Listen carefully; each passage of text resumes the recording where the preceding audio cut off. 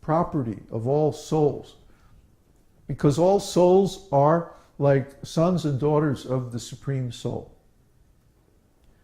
So just like we naturally inherit the property of our Father, we can naturally get this knowledge that leads to spiritual liberation. Because Kṛṣṇa wants us to be engaged in his devotional service and have that freedom.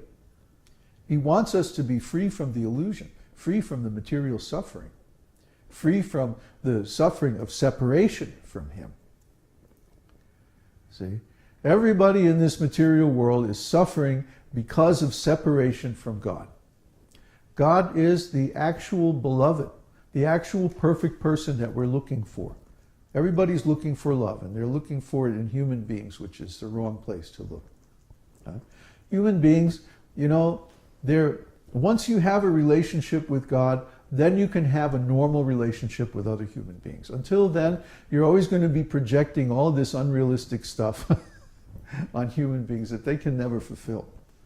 You know? I mean, we're all spirit souls, and so we're all ultimately spiritual and pure.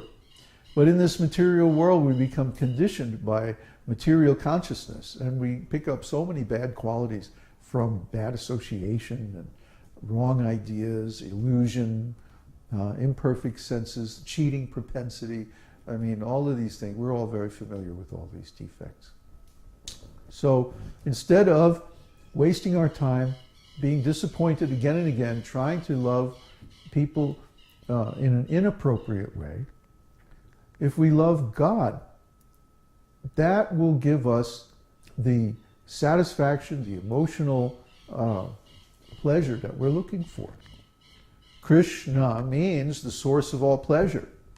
Kṛṣṇa is so wonderful and so beautiful, and his love is so satisfying that once you try it, once you taste it, you won't ever want to go back to the same old unsatisfying, frustrating, imperfect suffering of, you know, trying to love people who just don't deserve it. You know, I mean, we can love people as our friends and as our God brothers and like that, and we can have nice association with other devotees.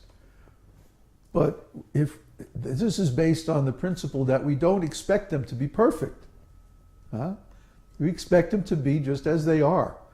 And we're not trying to project anything on them that's unrealistic.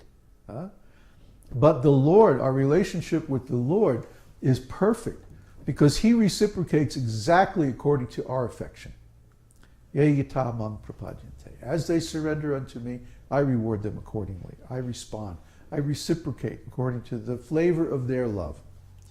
So there's 5 basic ways that we can love God. Neutral adoration, which means like awe and veneration.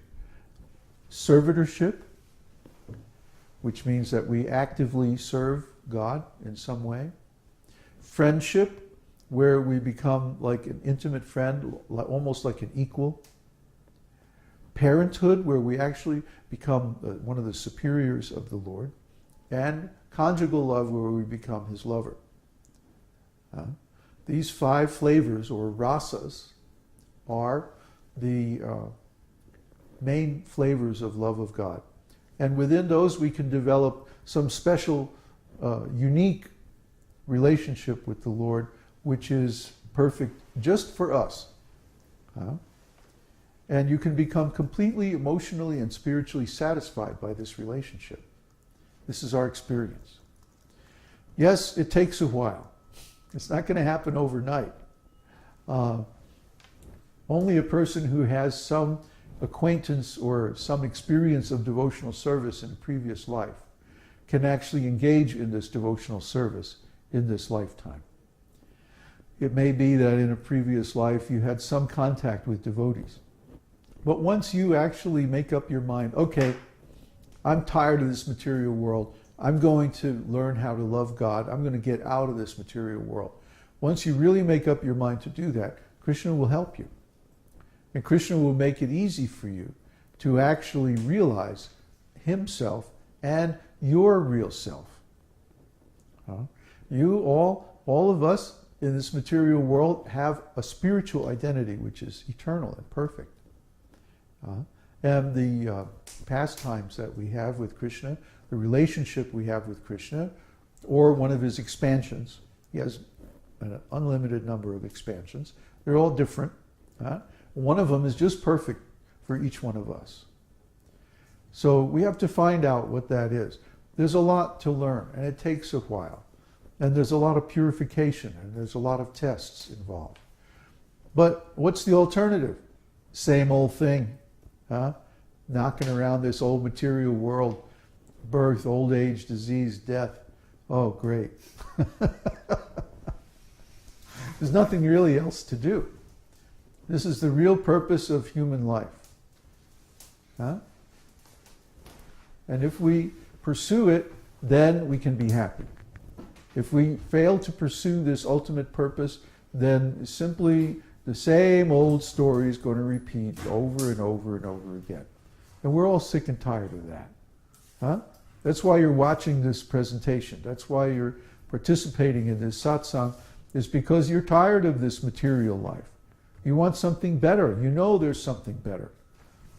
Now, how do you reach it? How do you realize it? That's the subject of all of our discussions. So we request you to join us, become a member of our school, become a student, study this ancient science, the esoteric teaching. And it is a science because if you follow the methods, you get repeatable results.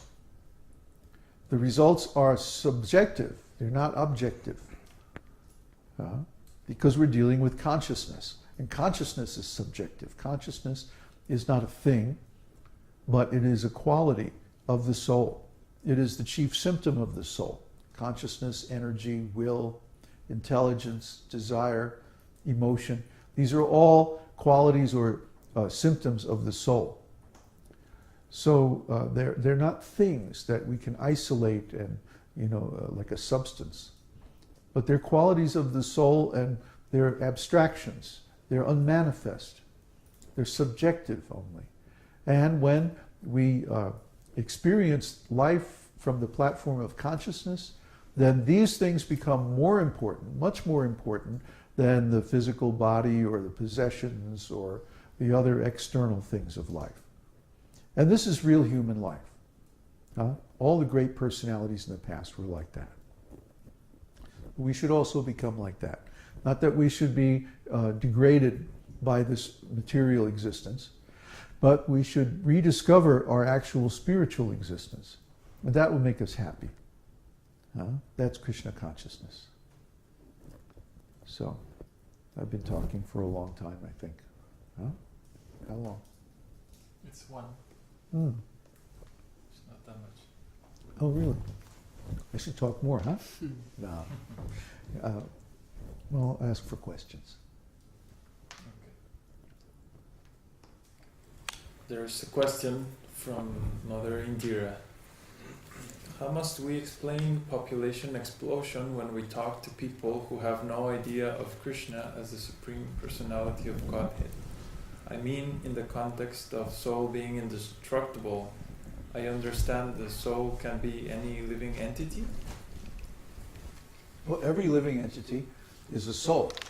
Where there's life, there's spirit. So, those living entities exist eternally, and they take birth in different forms of life according to their karma. So it's not that this material world is all there is, or that this planet is all there is. But these souls can come, unlimited numbers of souls can come from other universes, other planets, even the spiritual world. Just like there's so many living entities going back to the spiritual world at every moment. Also, there's so many falling down from the spiritual world at every moment, according to their will. If they want to be separate from Kṛṣṇa, then they can come to this material world. So population explosion actually means that the material world is not being managed properly. You see, population explosion would not be a problem if we had proper management. The problem is that the resources like the soil and the water and things like this are being contaminated, they're being polluted. They're not being regenerated by proper sustainable farming practices. In the Vedic society, it's described there were maybe 2 or 3 times the number of people that are on the earth now. How were they all fed? How were they all clothed? How were they all housed? And where did their necessities come from? Well, do we think that God is an irresponsible creator, that he doesn't supply the necessities for the people that he creates? That's nonsense. The Malthusian view is completely wrong. It's completely material and irresponsible. It means that we don't